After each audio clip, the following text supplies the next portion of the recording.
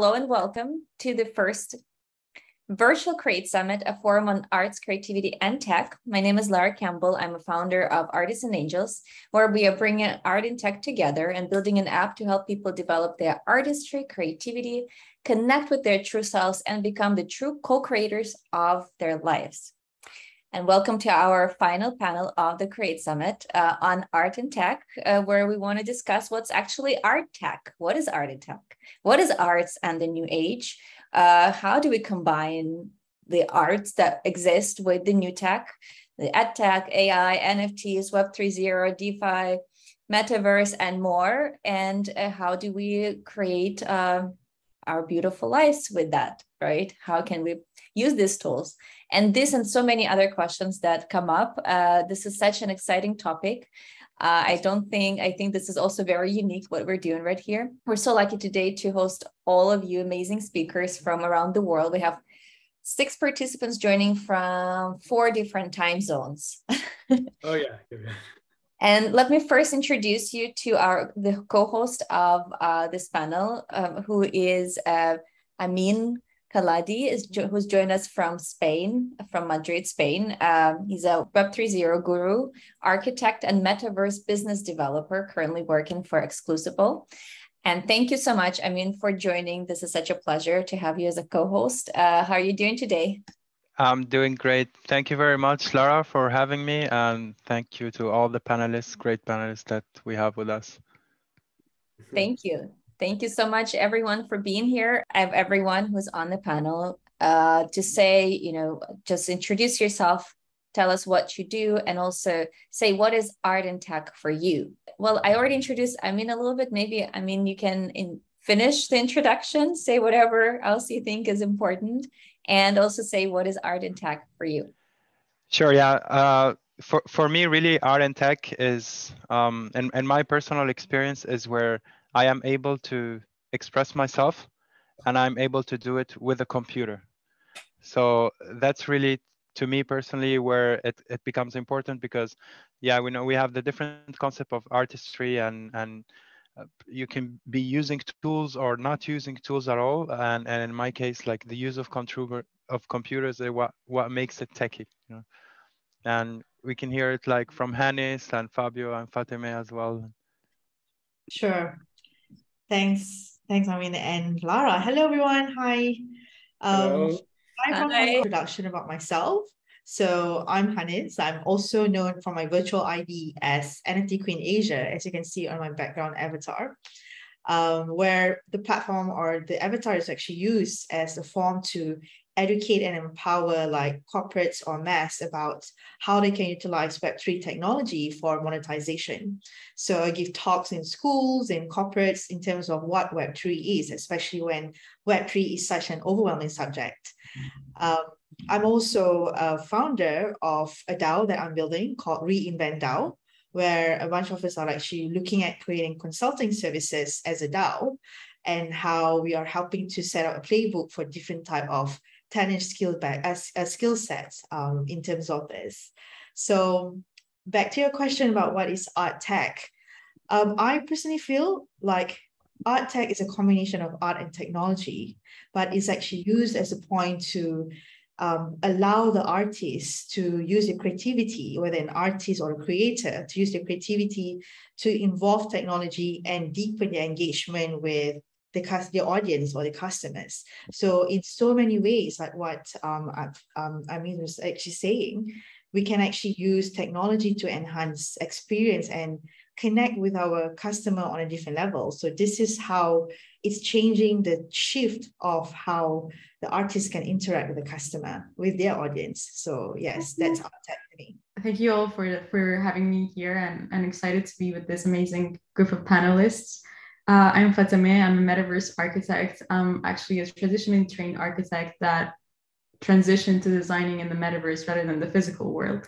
So I come from, the background of art in the physical and then using technology and enhancing my art in the virtual world. So ArtTech is definitely my home and it's where I express myself. Even during architecture school, I enjoyed designing in virtual spaces. I enjoyed designing in 3D and really bringing that to life. And that's really what made my transition to Web3 and designing in the metaverse so smooth. And that's what I love about it. I initially got interested in Web3 through NFTs and did some collections of NFT art with a contemporary dancer, which was kind of like a study of how we inhabit spaces with our bodies. And from then on, I reconnected with a colleague of mine from university. We built Spaces DAO together, which is a collective of artists, architects, and designers building immersive experiences across the metaverse. We normally do commission designs, so brands and companies that want to position themselves in the metaverse, whether it may be an NFT gallery, or it can be a shoe store, or it can be a concert and festival space for an artist. We design those spaces in virtual atmospheres, mainly in the Web3 space, like the Decentraland, Sandbox, or Spatial. And that has really allowed me to express myself in a way that I didn't even imagine I could as an artist. And so I will answer your question about what art and tech means to me. The first time that I went into one of my designs, one of the spaces that I built in virtual reality, was a surreal moment for me. In real life, as an architect, if you want to experience your buildings in all of its immersiveness, you have to wait for months, even years, for the building to actually be built. And then you can go inside, you can smell the materials, you can feel it, you can touch it, you can see the scale of what you've designed after all of that, you know, not just a design process, but actually building it. But with the help of technology, I can actually go into a space that I'm designing and actually design a space in 3D, in virtual reality, while I can see the scale of the thing that I'm building and feeling the materials, the sensations and everything at the same time, which I think is the biggest empowerment that you can have in my profession. So that's really my definition of what art and tech is. Thank you very much, Lara, for inviting me to your summit. I'm very, very pleased being part of it. To introduce myself, I am a symphony conductor. I have been working for many years as a let's say, academic symphony conductor. And in the last years, I experimented a lot and I found out really a new way of conducting. So for me, ArtTech is a combination. It's a new way of performing as conductor when you conduct on the stage the full show, when you are aware of the video, of the lights, of the music, of the movement.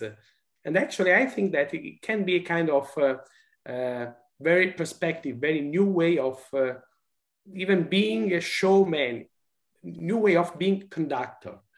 And so that's very fascinating. That's very challenging. It's a big challenge for me. I think it's going to be a very challenge for the whole new generation of conductors. And so it's I'm very excited about that. And every time I try to look for new experience, try to experiment new things through the technology and through the language of conducting. I'm an associate professor at Stanford University in music of the Curtis Department in computer science. And I'm a tool builder of creativity support tools. I make programming languages, VR experiences, toys and games, AI systems with humans in the loop. We're really all in the service of just helping people be more creative. I thought I'd give you a quick demo in case for those that didn't see it in the keynote. This is something I designed. This is Ocarina. And you play it by blowing into your phone.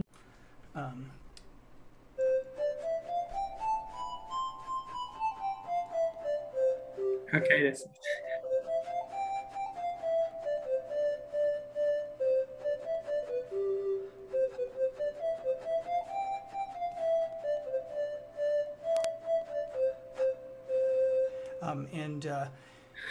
That's amazing. Thank you. So sort of this question of what art tech is, I feel like for me, I resonate with a lot of what's been said, but I want to provide maybe even a different, so obviously stuff like this uses a lot of technology, it uses computers, is what Amine has referred to.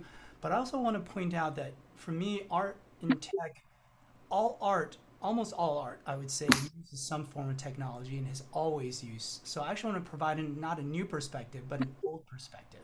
Bach and Beethoven were working with what was considered cutting-edge technology of their day. Instruments continue to evolve. The violin is evolving very slowly, but it's still evolving, right? At some point, the piano was an innovation. And also, just anytime we make art, whether it's a paintbrush or even just paper, this is all technology. Technology does, for me, like I do computer music, so yeah, computers. So I'm with Amine on the computers, but also I think about how art doesn't need computers to be made, but it's still technology. And if you think about all the things we were doing during the pandemic, during the quarantine, I think the pandemic, I think we're still in it.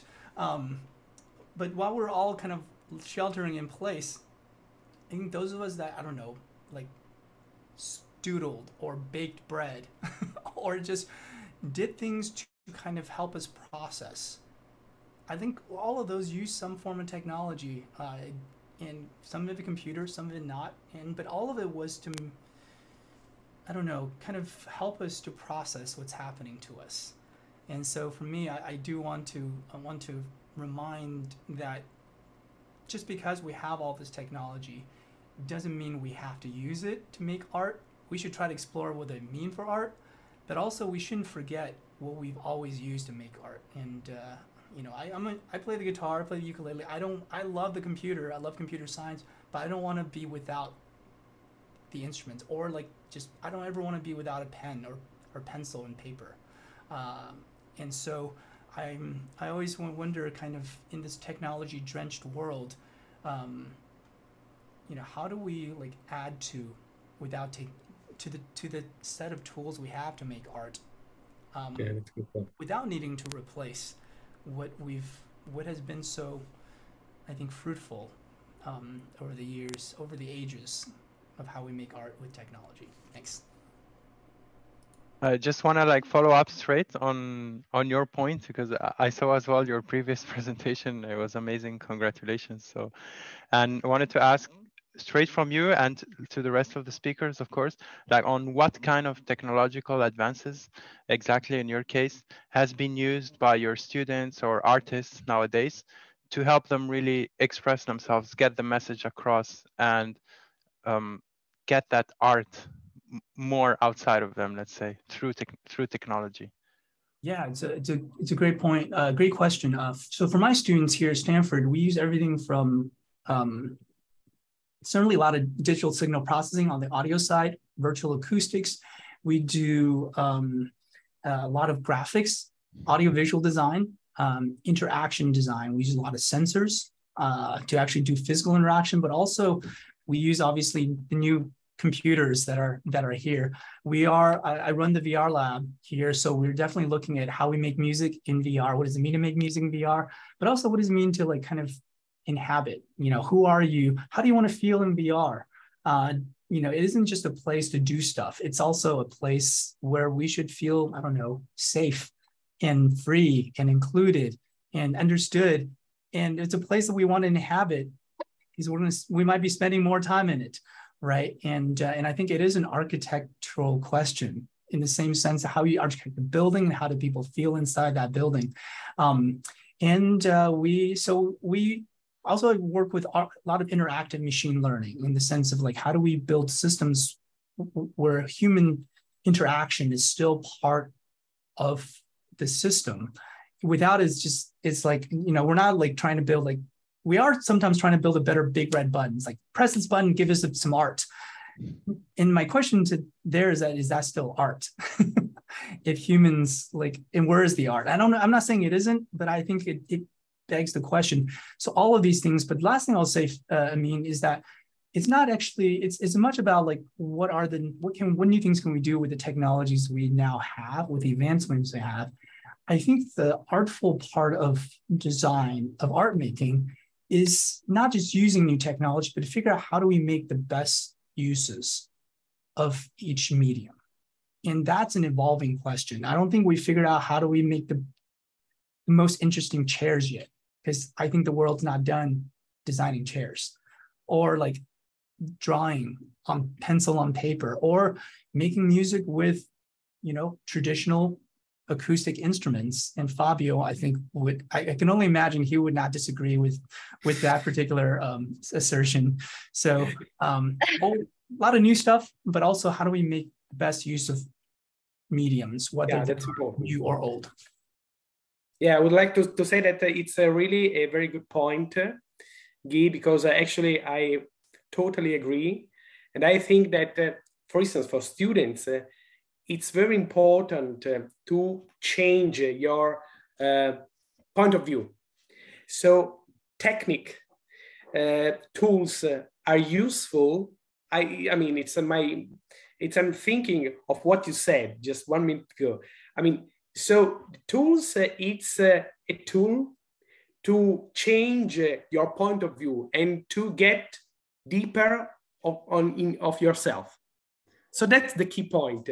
If you keep going this way, you really develop your art, your way of understanding yourself, of understanding people, understanding the human beings. Otherwise, it's gonna be something like artificial. It's like a disbalance, no connection. So that's very important. That's very important.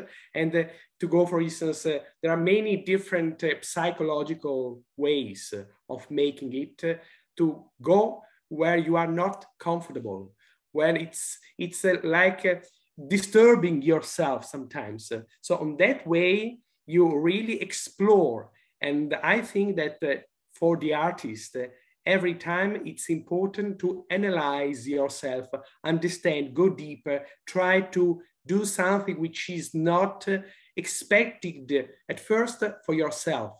And on that way, every time you make your life wider and wider in terms of experiences, and in terms of understanding and of learning yourself. And then when you go to on the stage and when you perform, that goes out to the audience, to the public, to the people.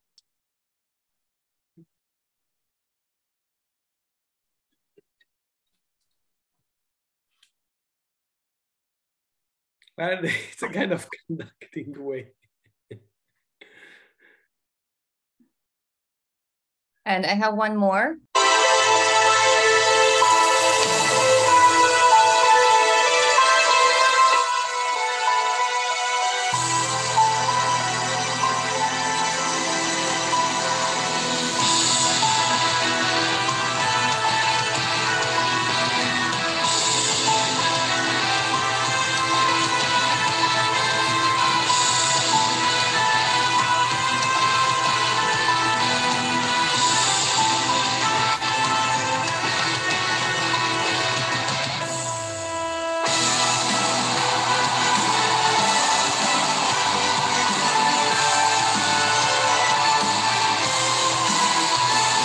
If I can make some comments,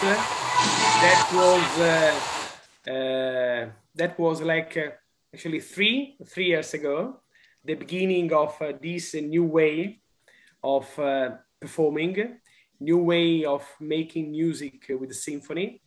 So the idea is that the conductor is not on the podium.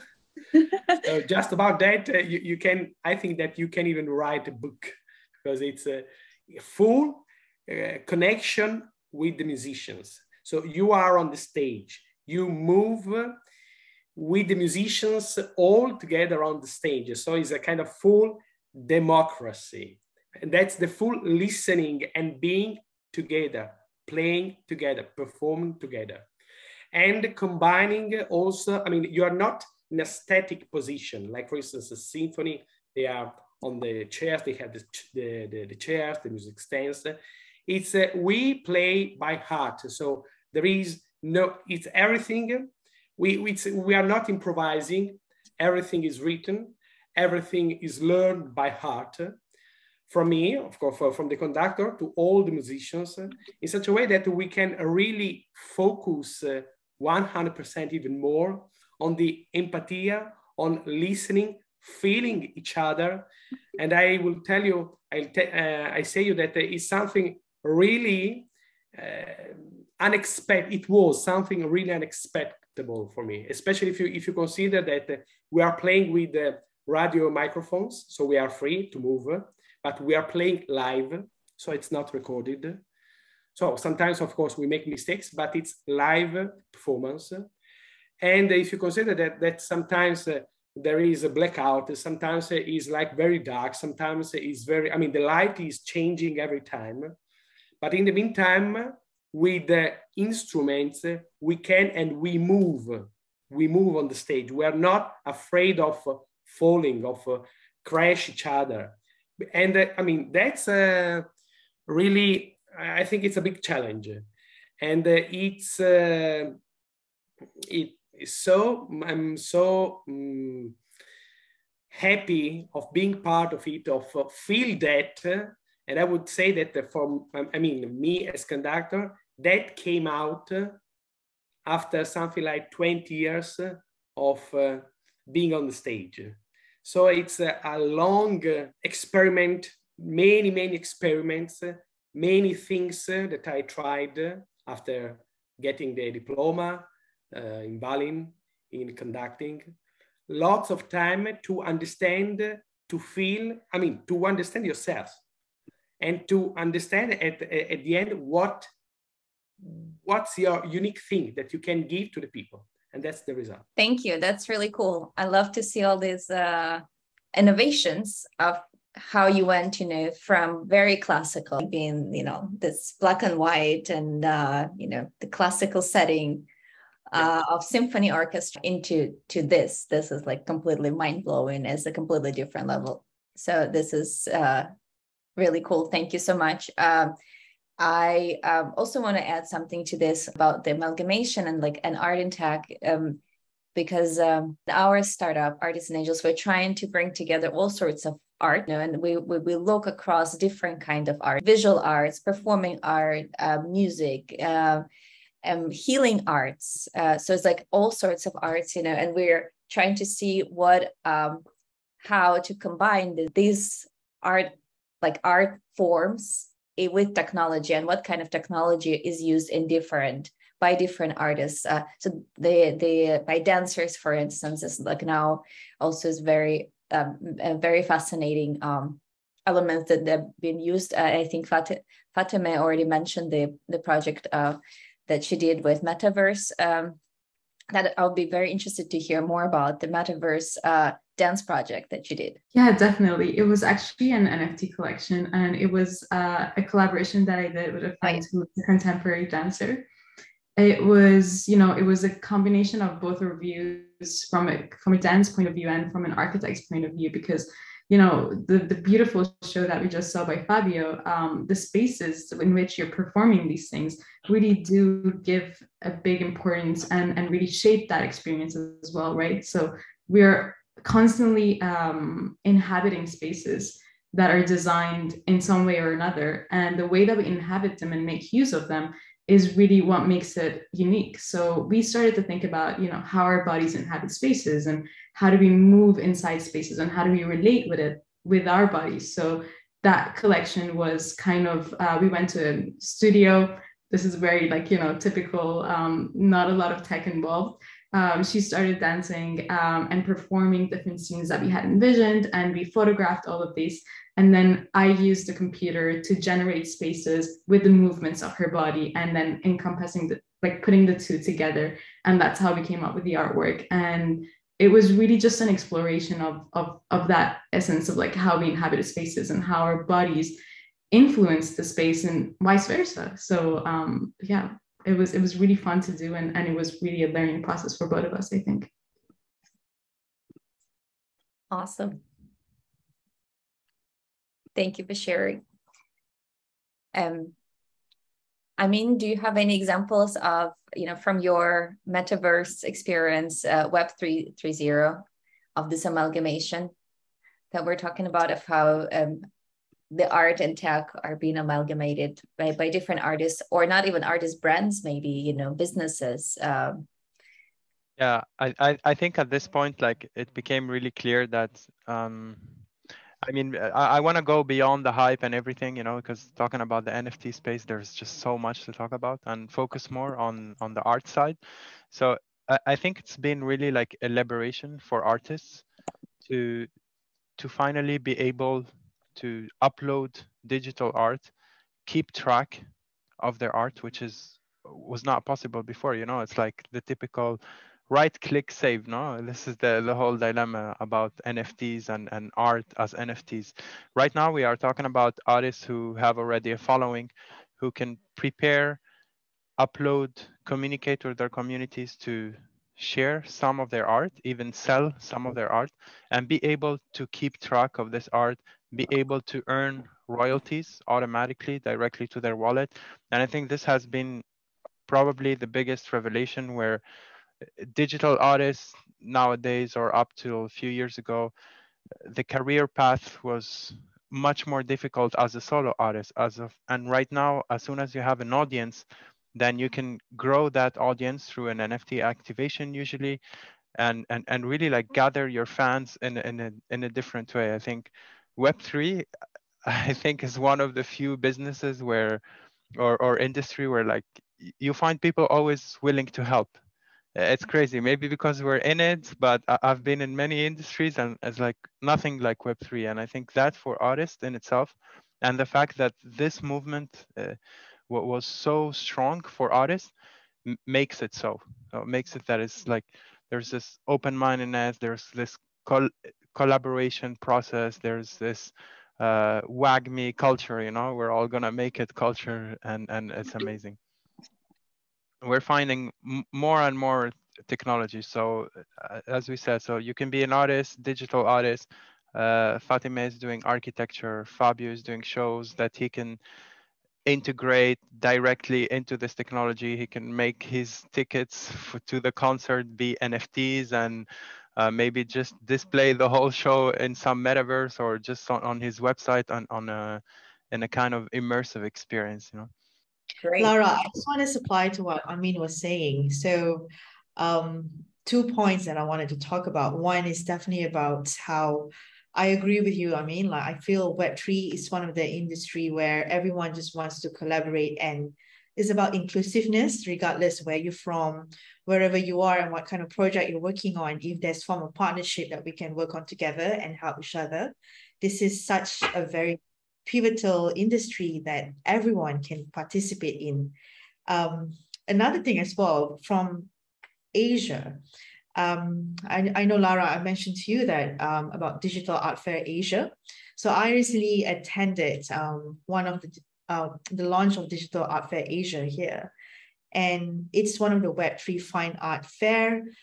So there's a combination of different art and tech and creativity are embedded together.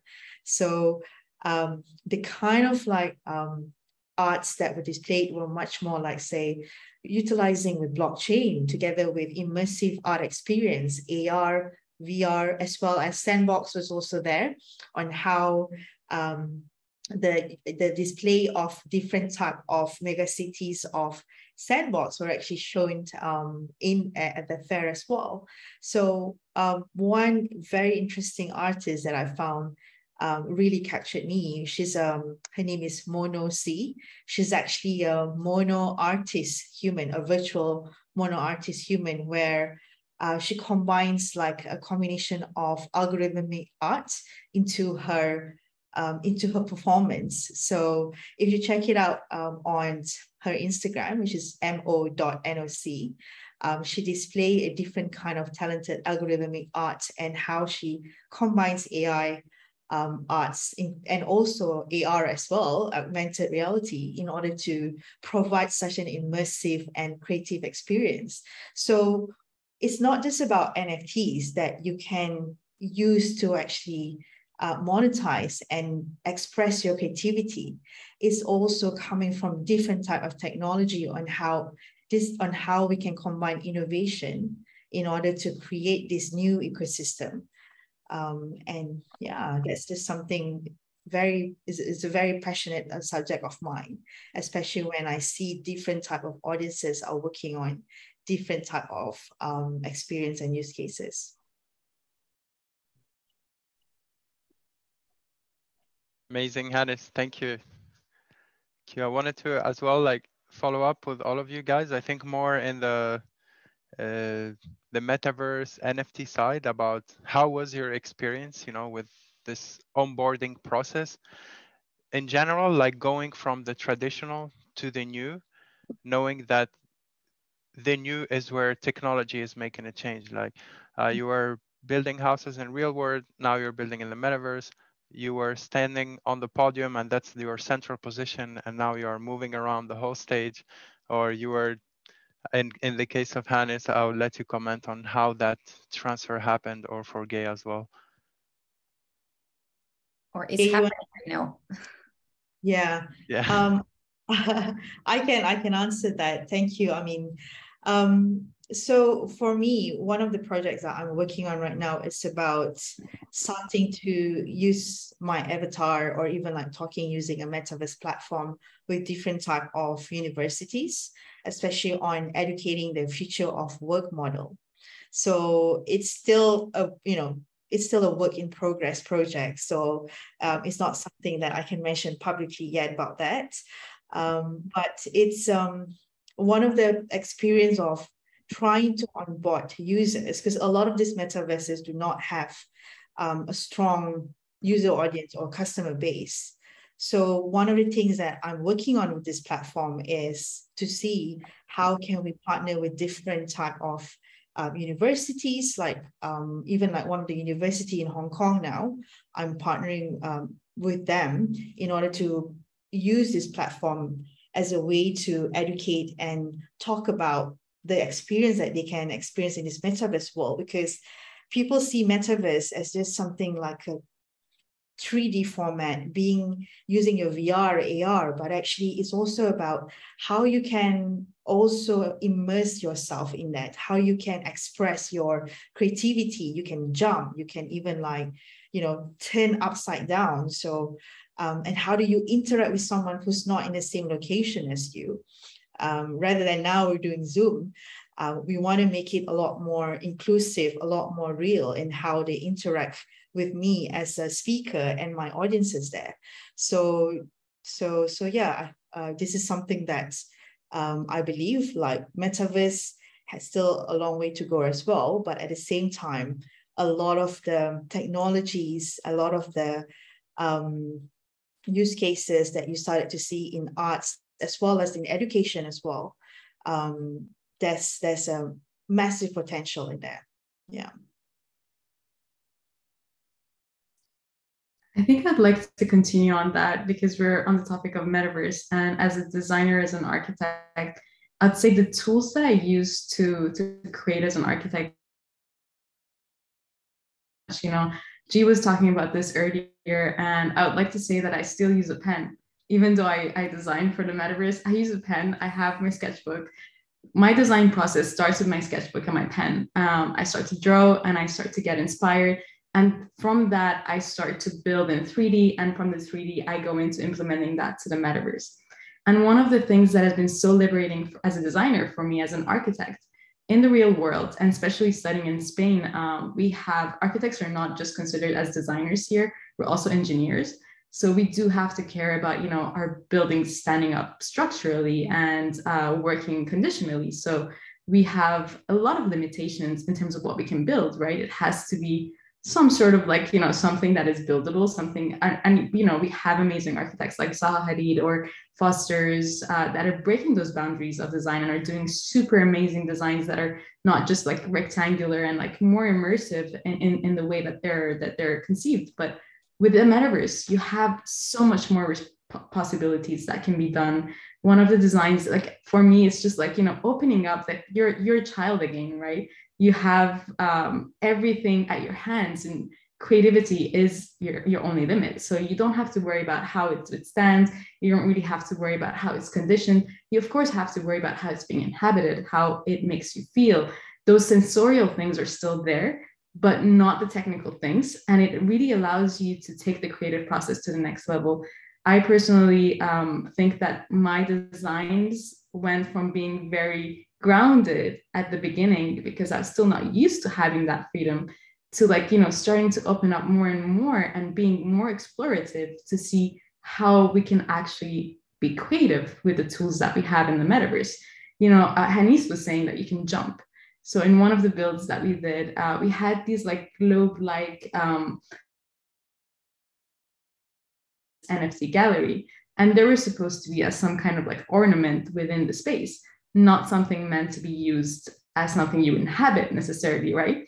But then during the actual event, we found out that this metaverse platform, any object that you design within that has a surface, it considers it as a solid, and your avatar can actually stand and jump on it. So these spheres that are dispersed without anything holding them in place, you know, they're just floating in air. And people are just jumping from one to the other, and they're like, you know, having fun and going around it. And this was something that we didn't even expect to happen, right?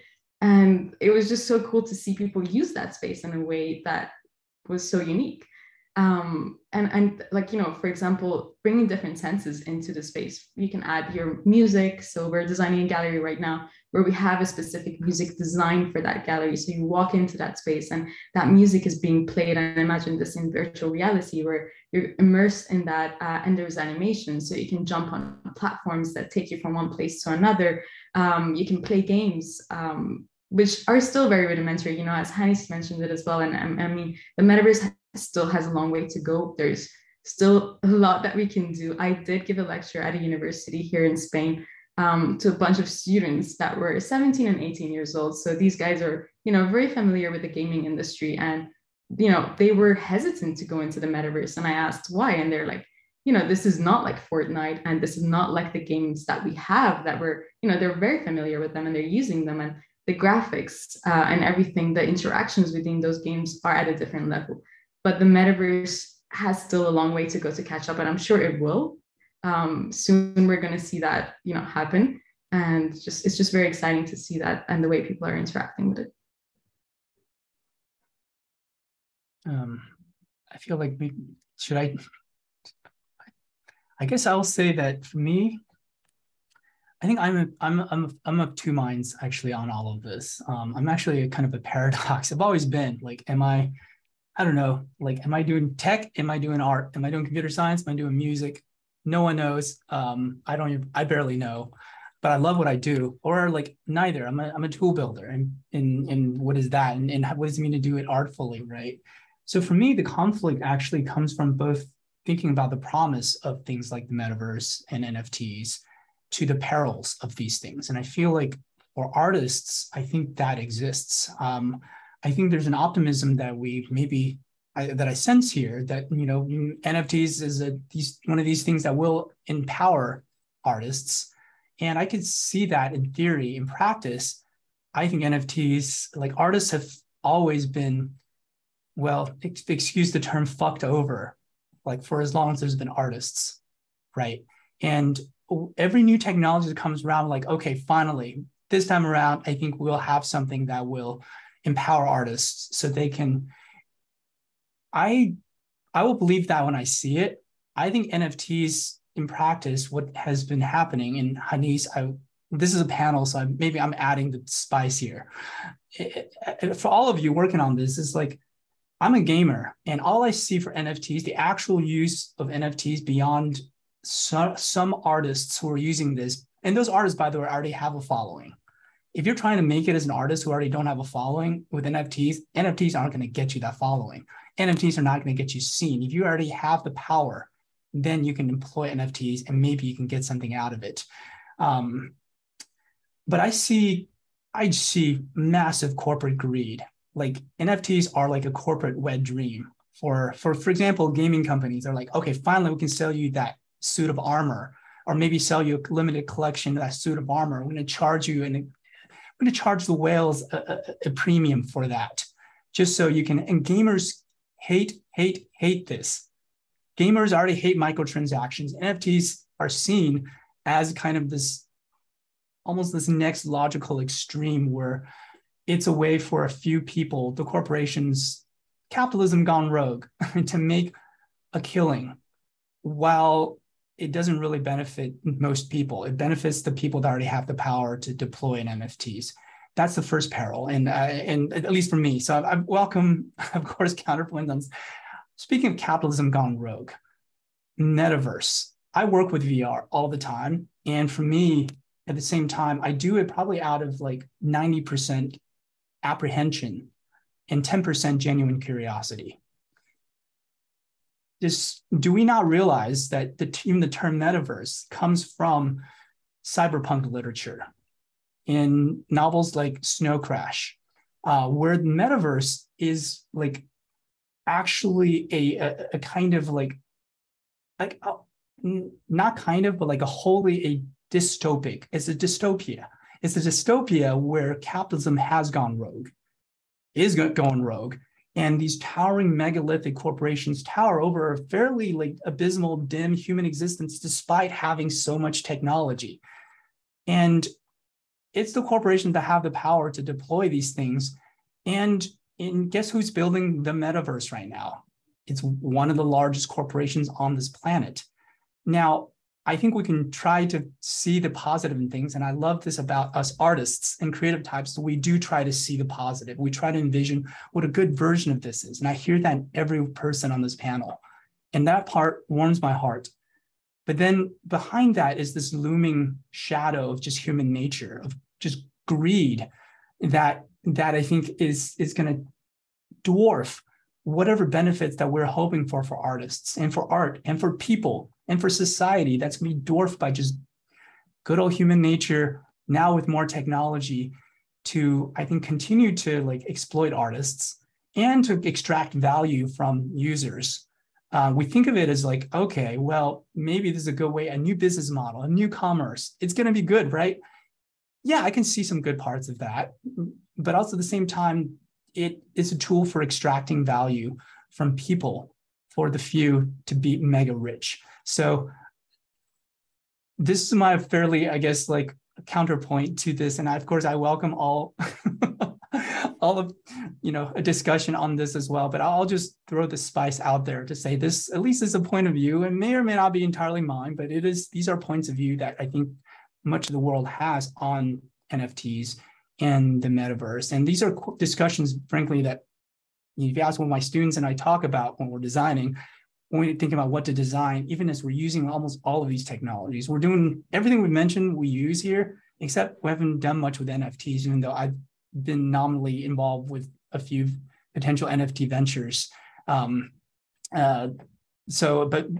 we talk about the implications of all of these things, including for artists. And we see more perils right now at this current moment than promise. Thanks. Well, I can tell you that actually about the performing artists, the show business, shows,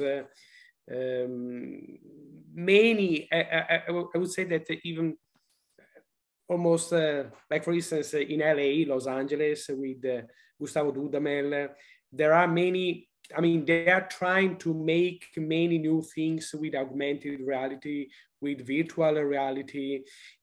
So even in the very classical way, with classical symphonies, like very structured, very academic, very classical way of doing things, they are trying to do these kind of things.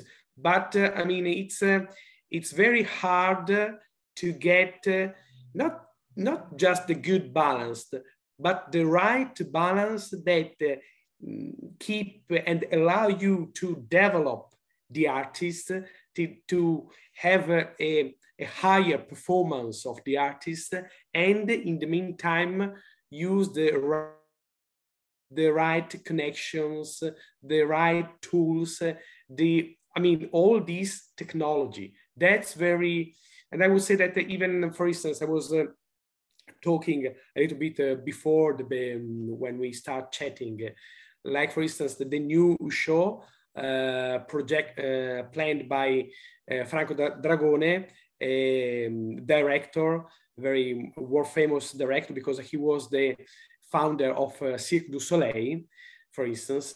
And in Dubai, the opening ceremony of the worldwide expo.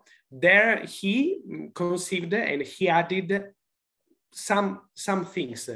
And so the point is what I also with the orchestra I'm working with,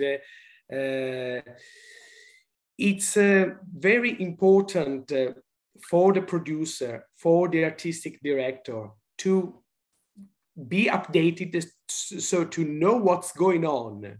And that's very important, not like to be like too much old-fashioned, but not to lose the balance and the fundamentals. That's very important. I would say that because otherwise it's especially for the performing artists, for the live performances, if you have the people in the audience, you need anyhow to get in touch emotionally with them. And you can do that, I mean, of course, with the video, of course, with also, but you cannot forget the emotional, so which is connecting between people, your energy, so that needs to come from the artist.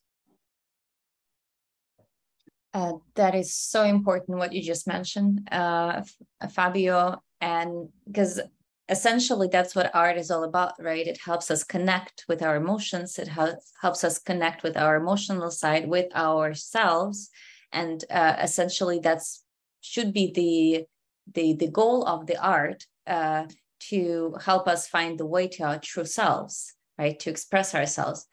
And I was just thinking that, you know, our startup is all about art being all about the human self-expression, that you shouldn't actually need technology to do art. You know, you just, what Fatemeh mentioned, you know, you just need a pen and paper to start drawing, right? So this is basic, and Gay is also nodding, I see, right? And that's why we are addressing the very basic forms of art, like dancing, like music, you know, something that is essentially you don't need anything. You just have your body, you go out and you start moving. That's already a dance, right? That's a very basic human self-expression. If you do it well, then you become an artist, a dancer, right? Well, actually, the motto of our startup is everyone's an artist. So whatever we do, we are an artist when we get good at it. And technology should come as a nice addition to that, right? As something, as tools that enhance our ability to do art or to do some sort of human self-expression. And I really love it, what Gia said about art and technology, that you see like, because I see technology as an art, you know, is more of an art expression of a human, you know. So when you you know, have an ocarina, that's, for me, it's a piece of art, you know, already, that you as an artist created. So it's kind of a reverse, the reverse process. Right? I wanted to add something to all the panels, especially about art and tech. One thing, referring to what Fabio was saying, to express the whole connection and energy from a humanistic perspective, that's where sometimes spirituality is also embedded in terms of how we use arts and technology. So I've seen some of the artists, or some of the, like, say, yoga practitioner or musicians started to apply spirituality in their musics and started to even combine them with different type of technology.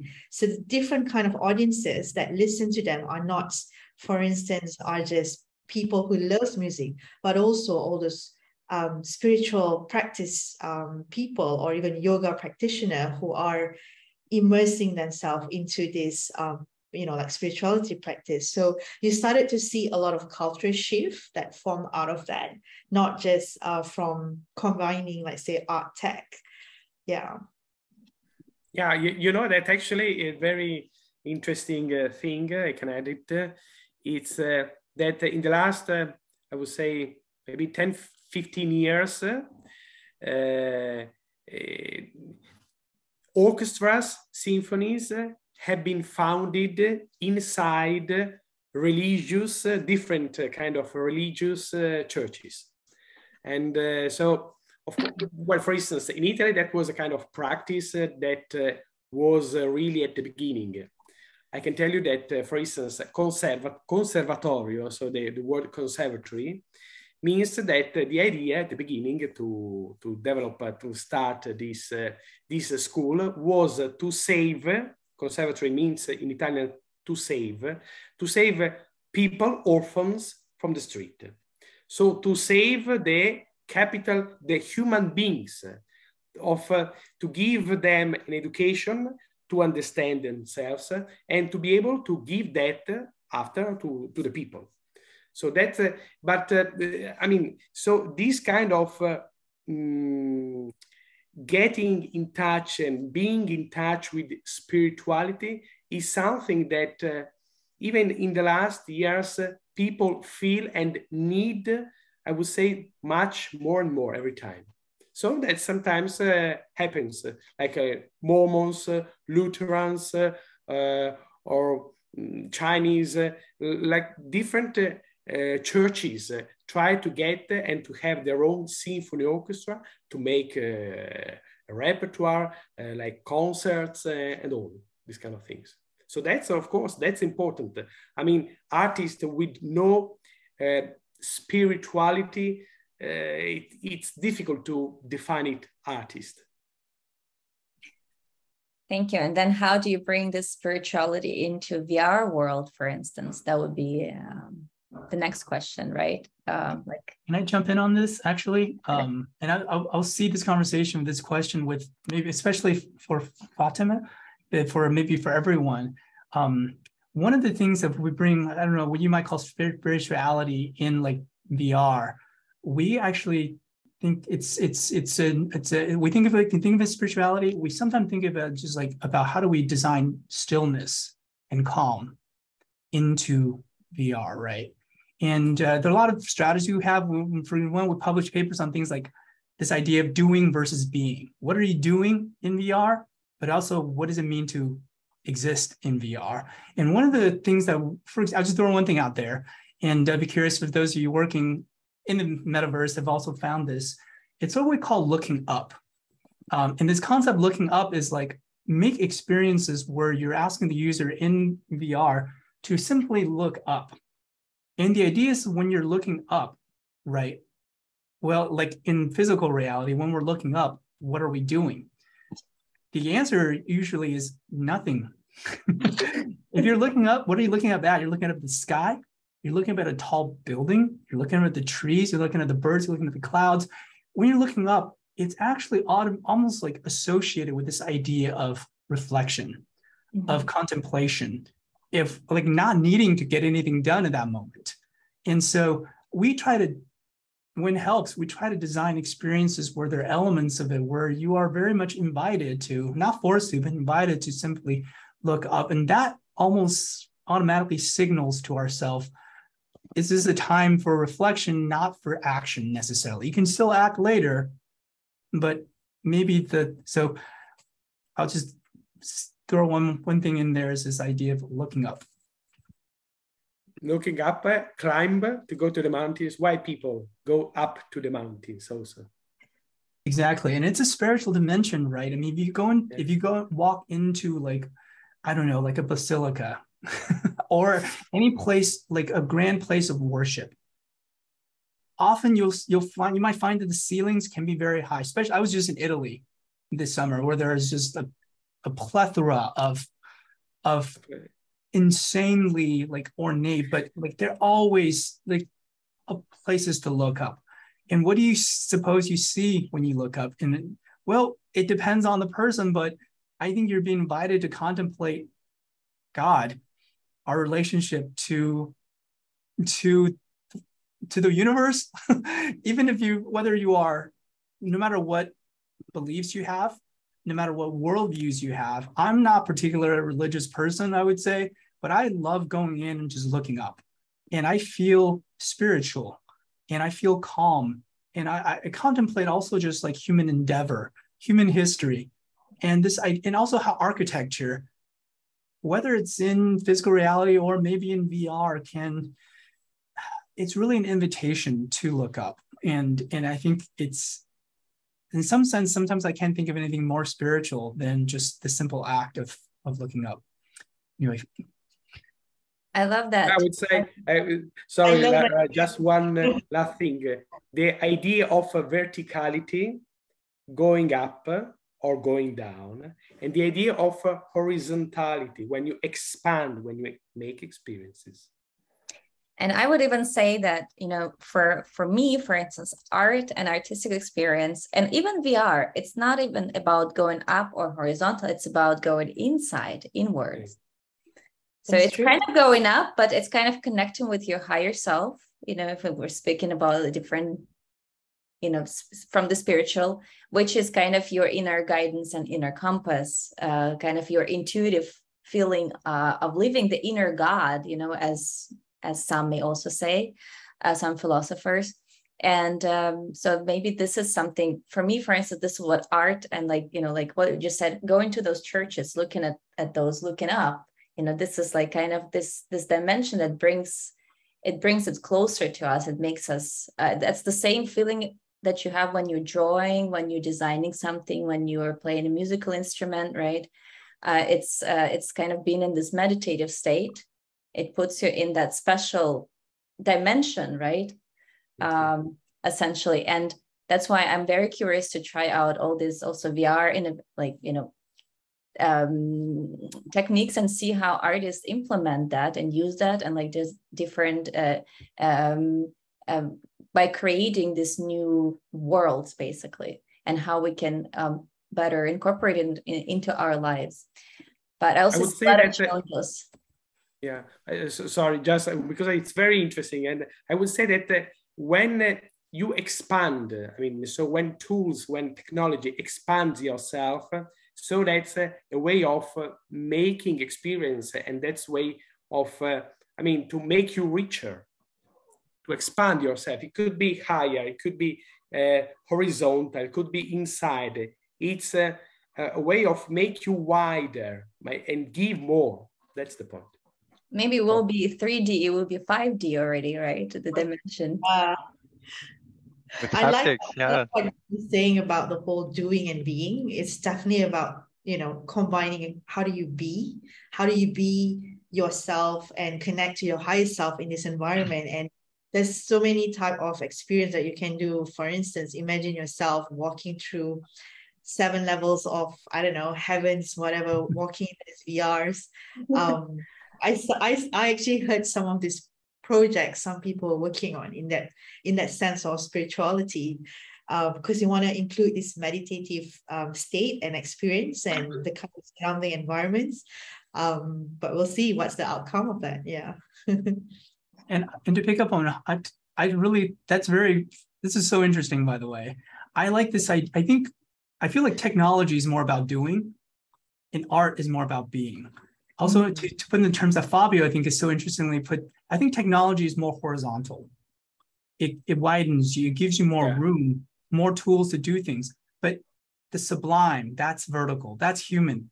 But you got to get there yourself. You can't be automatically lifted into, I think, that verticality. Verticals, the technology might help, right? But I think at the end of the day, it's got to be your inner, I guess what Lara called your inner God. It's got to be you with the agency to actually figure out for yourself what that means to you. And that's a self-discovery process, but technology helps. So I think tech is doing, maybe art is being. Tech is horizontal, art maybe is vertical. And by the way, subtitle of my book, Technology in Search of the Sublime. It's really trying to, in some ways, figure out how technology can help us to search, but that search has got to happen. Technology isn't going to tell us what to think, but it can help us to see more, see farther. So, yeah. This is so great. So many amazing concepts, and really, I loved the idea of, you know, like spirituality or just the fact of, okay, relaxation, I have nothing to do, it's just like looking up, you know. I think, I don't know, maybe Fatemeh, when you have time, you can come up with some VR space where you are kind of, let's say, not obliged, but you have to look up and tell us about how that feels, or tell us as well how would you actually tackle a space like that in VR, where you are looking for that spirituality, where you are looking for that yeah, like Talking about technology, I would say just like, you know, I think we need better tech for that to happen in a good way. I'm really hoping that Apple releases their new VR headsets, because I'm not sure how many of you have experienced looking up with a VR headset and how inconvenient that is. So I would say that we need better technology to be able to do that in a comfortable way as well. Because if we're talking about spirituality, then I need to feel comfortable in my body with the tools that I'm using to be able to get to that point. If I'm constantly uncomfortable and feeling dizzy or getting a headache, then I can't really reach that point of spirituality. So for me, looking up, which we do a lot of designs that are, you know, tall, and when you're going inside of it, you're experiencing, you want to look up, you want to look around. It just gets really annoying to do that, and I'm admitting that, because it's I'm hoping for better tech to come in terms of, you know, user side of that. Yeah, Definitely don't look up while walking in VR. That's how you get really sick.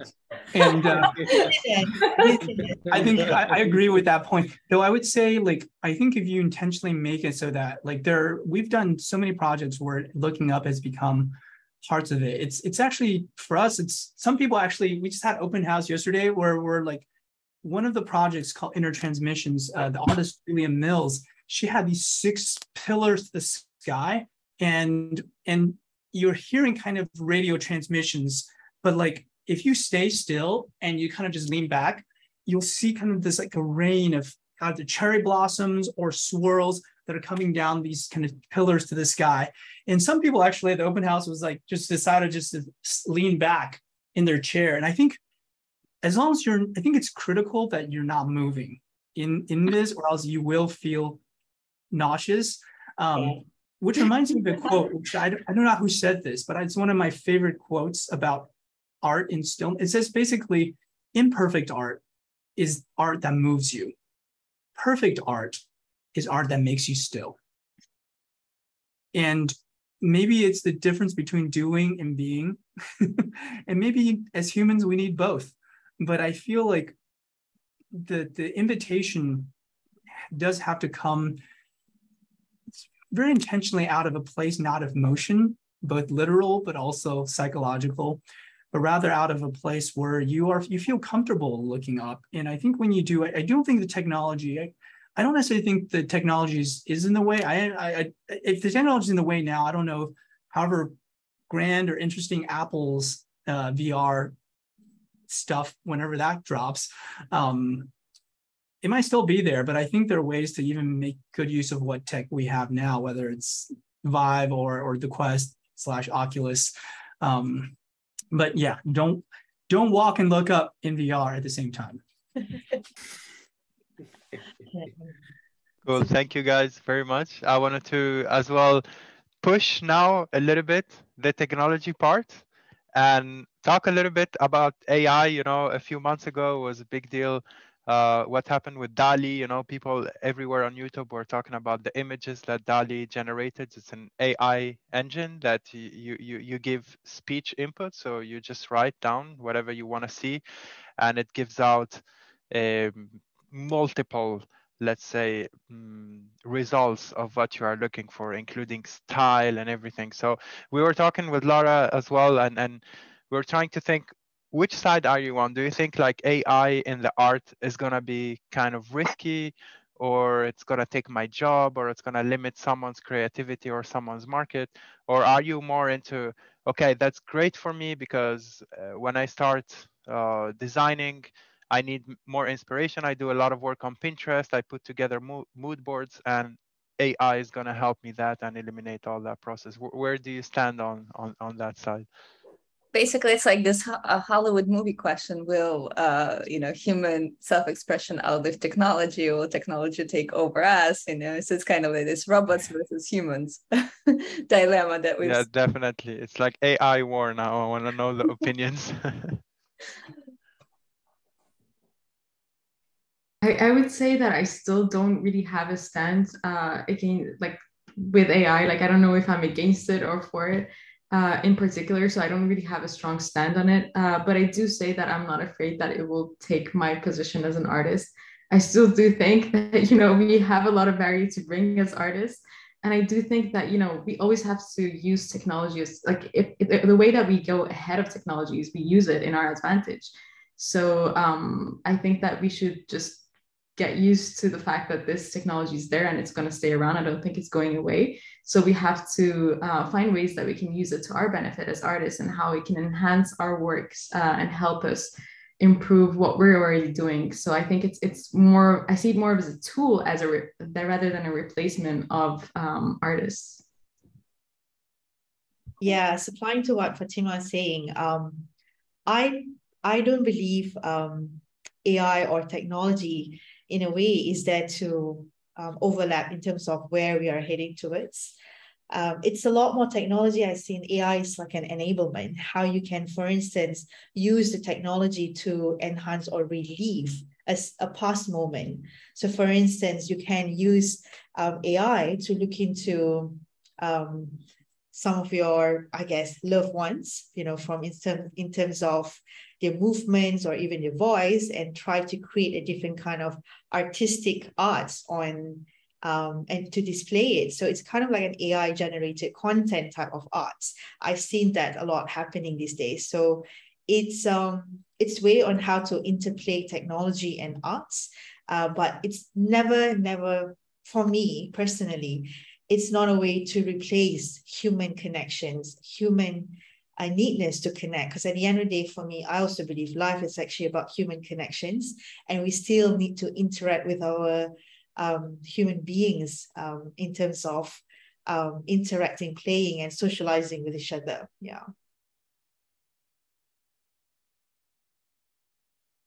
Maybe I'll jump in and I actually do a lot of work with AI and music. In fact, I'm teaching a music and AI course, piloting it in the winter here at Stanford. It's actually going to be the first music and AI course I think we'll have taught here, even though a lot of people are working on various AI, music, acoustics, things here and for a long time. And Stanford is actually also one of the kind of some would consider one of the birthplaces of artificial intelligence, going back all the way to McCarthy and the AI lab here. But actually, I've written on this topic of art and AI.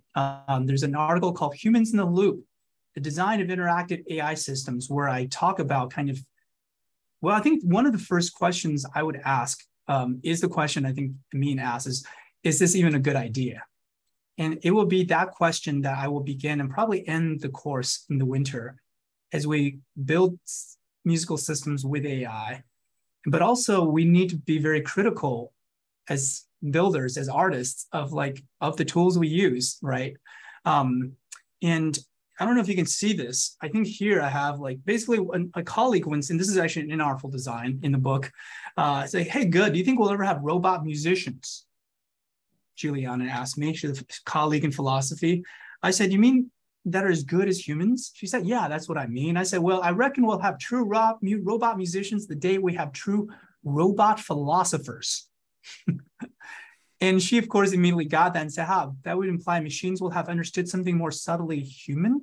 Yes, I said. I mean, isn't music more than notes on a page or sound waves through the air?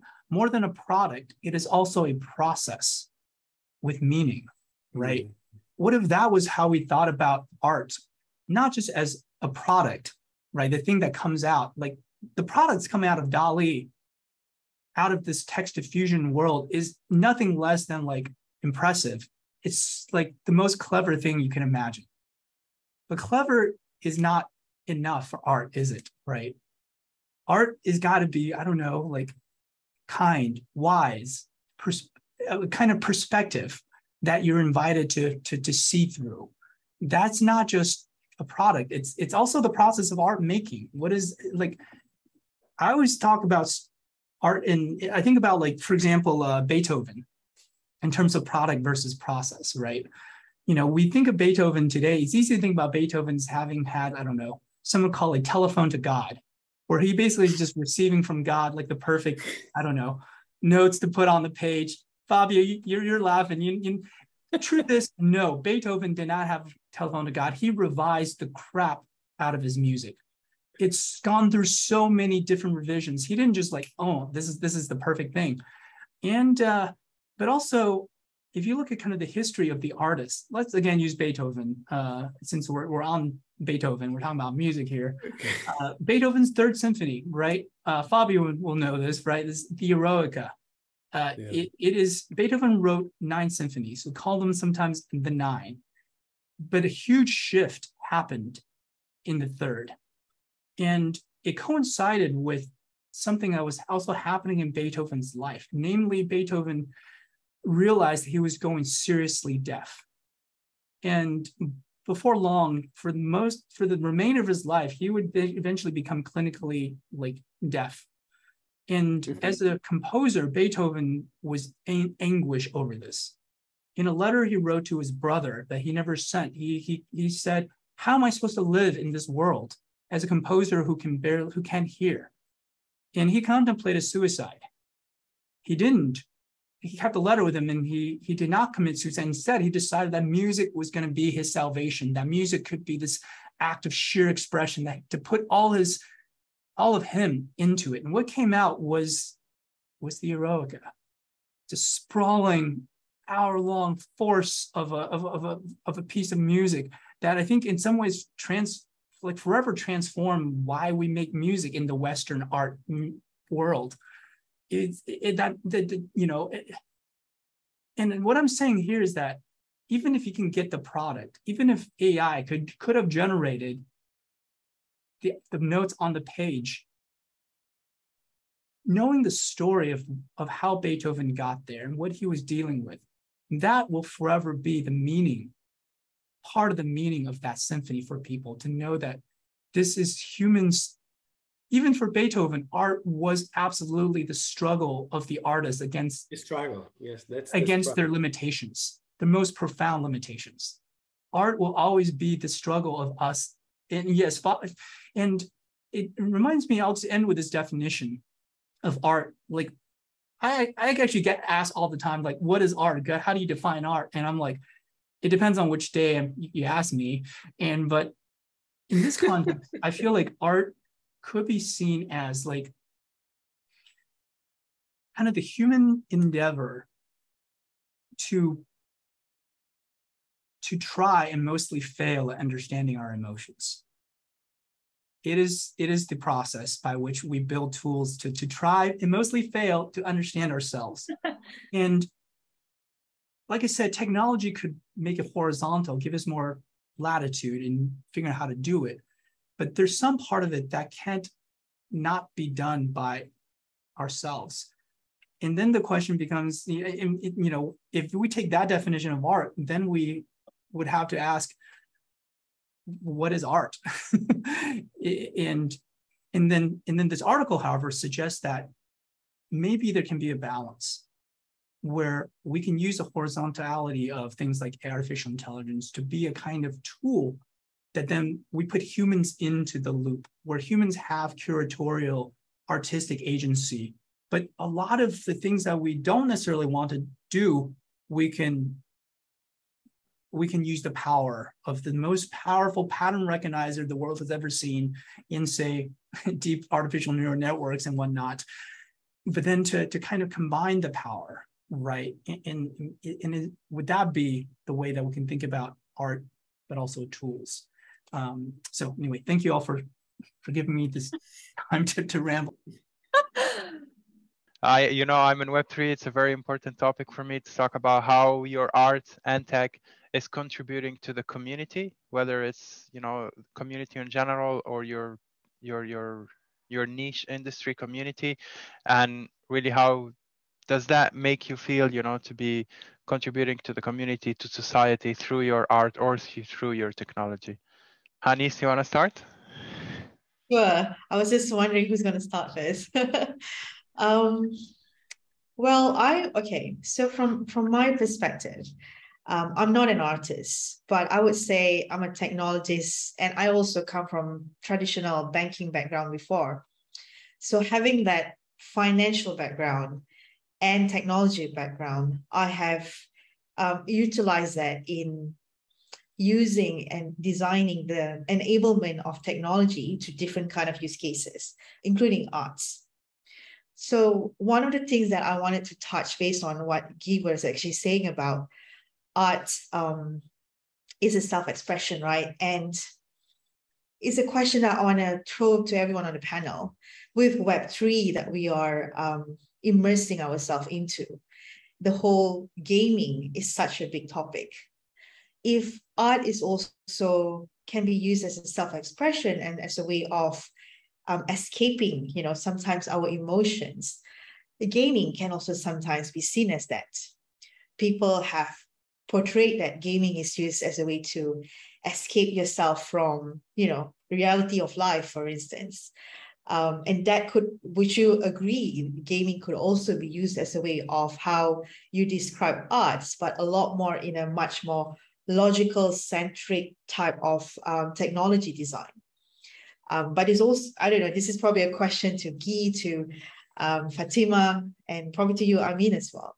But this is the conclusion that I feel on how, for me as a technologist, a lot of the combination of how I use Web3 technology to educate to my clients, to educate to my community in terms of how they can use this technology for monetization on their own and earning a passive income, on how they can actually use this to create innovation in their business model. So that's how I use it. And sometimes by applying arts in how they use it as a channel to interact with their customer, in a sense, like say loyalty program, or even like NFT that's used on a different assets that they can sell to their clients. So in a way, this is how I use that as a technology to interact with my community and my clients. Yeah. That's for me. Thank you very much, Hanis. Well, I would say that, for instance, my case, I, as performing artist, we travel a lot. We have live shows. We have live concerts, mostly. We are planning actually to make streaming, and there are actually already some companies that are trying to make a wider streaming experience for the people, in such a way that you can experience the show, not just like a streaming, but with the interaction with many different. So it's a kind of a thing that it's evolving a lot and trying to get involved a big communities. Like, for instance, I don't know if you remember that during the quarantine in Korea, a kind of band, it was a kind of pop band, I forgot the name actually. They made a streaming show and they got in touch with I mean, they sold something like 40 million people, 40 million tickets. So, I mean, it's something, of course, which if it's going to be very well organized, very well communicated, it's going to be a very big income. But I have to say that on my job at the moment, it's like 99% live performance. So just like, let's say in this way, old-fashioned, right? So you have the theater, you have the stage, you have the show, you have, of course, some videos, some extra thing, but nothing special like even just streaming or augmented reality. So we're not that much, because we are a touring organization. So every time we need to replay the show in different theaters. Sometimes we have like 100, 150 different shows, I mean, in 1 year. So it's, but I quite believe that it's, I mean, it's very, very, I mean, not just very important, but very popular for musicians and for performer artists to be aware of it and to use it, because it can really be a, I mean, in terms of budget, in terms of income, in terms of communication, much more easier. But of course, the artist has to be the artist. So we come back to the point that you cannot avoid it. But it's going to be very useful, of course. Great. I guess I'll go next. Thank you, Amine, for that question, and thank you everyone for having me. It's been a pleasure just hearing everyone talk about their points about art and technology, and I've learned a lot today. So it's been a great time here. I think for me, community is the biggest part of what we're doing, right? So if I'm designing spaces, and that goes back to inhabiting, right? If I'm designing spaces and no one is using them and they're just empty and no interactions are being made inside, then what's the point of me doing the work that I'm doing? So essentially, my work becomes important with the user. And that's like, as architects as well, we've always built for humans. And I think we are very user-centric thinkers as well, as artists, as creators. So we're thinking of something that has a function that is going to be used, that is going to be inhabited, that is going to take form of our lives in a way or another, right? So that's something that is my community. I actually went into architecture because of that. I remember I'm originally from Iran, and I remember I went to this mosque in Isfahan when I was a kid. And I remember that, in the center of this mosque, there was this square where if you stood in that square and you started to sing or speak, it was amplified. And I was like, oh, this is so interesting. And I mean, that was me being a kid. And I just thought that is so cool. And it impressed me to a level where I thought, well, I want to create spaces where it makes people feel that strong or powerful. It gives them these kind of emotions that I experienced being there. So that was really what led me to study architecture. And that's really what, pushes me to go forward every day. I'm trying to create spaces that makes you experience things that are different. To make you go outside of your ordinary day or to escape the realities that you're having. And I think virtual reality is a great way to have that. You can be transported from one place to another. Imagine living in Hong Kong where, you're surrounded by buildings everywhere and you suddenly want space. You want to be in an open atmosphere, and you put on your VR headsets and you can go from, being in Hong Kong to being in an sublime natural landscape that a designer has made, or whatever else that suits you. So I think that's really the essence of what I'm doing, and I hope the community really gets that, and the people that are using those spaces feel that, and that's what community means to me. I really love what Fatemeh just said, and I don't want to just plus one that, and I think the key word here for me is the same. It's experience. It's not technology, but the experience of living with the technologies in the form that we've rendered them. And so for me, I think artful design has always been this question of how to, not just what technology can enable us to do, but how do we use technology well? And what does good look like? That's an eternal question. For as long as we'll have technologies, and humans, I think by our nature, will always have technologies. I do want to say this is the article for the AI and art and tool building one, artful.design/HAI, where HAI stands for Human-Centered Artificial Intelligence, which is the name of an institute we have here at Stanford, and I'm affiliated with HAI. But that will take you to that article. But as far as my contributions, as it were, to Web 3.0, I don't think I have any direct ones. I think I'm still like in Web negative 1.0. I'm so like stuck in the past on the web. There is WebChuck, which is the computer music programming language, but like of all the things we associate with Web 3.0, I think maybe I'll answer that question as an educator. I think my job, first and foremost, as an educator, is to help students and ourselves to frame questions, ever better questions. It's not about finding answers, because answers are like the endpoints. Once you reach an answer, you can like, I'm done with that. But a good question is eternal. It's because it generates more questions. And I think if I can help students who are working with these new technologies be able to do it while be able to frame the kinds of, I don't know, cultural, philosophical, social, and technological questions of what this thing mean and how do we do it well.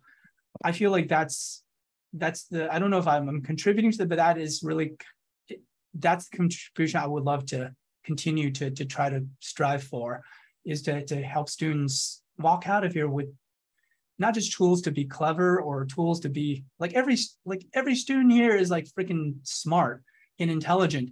But I think what's harder for all of us, especially at any point in history, is to try to acquire tools for what we might call wisdom.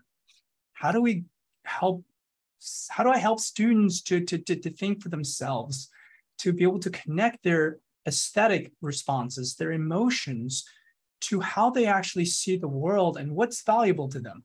It goes back to that question of values and values-based, like thinking, from critical thinking also to critical making. How do we be critical in all that we do? And I think at the end of the day, it's like, how do we frame, it's the invaluable skill of trying to frame ever better questions about ourselves and about the world around us.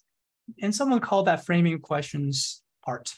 So thank you all so much. I just want to say I've also learned a lot from everyone in this panel, and I also just feel such good vibes being here in this space. Thanks to everyone. Thank you very much, all of you. Thank you, Gay. And it was so cool to hear your previous presentation. It was so cool to have you here.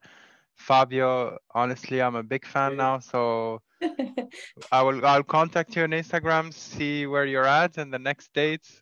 Thank you. And Hanis, I hope to meet you at some crypto event, you know, sometime soon, anywhere in the world. So yeah, Fatemeh, I see you quite often. So really cool having you all of guys here. And Lara, congratulations for everything you put up.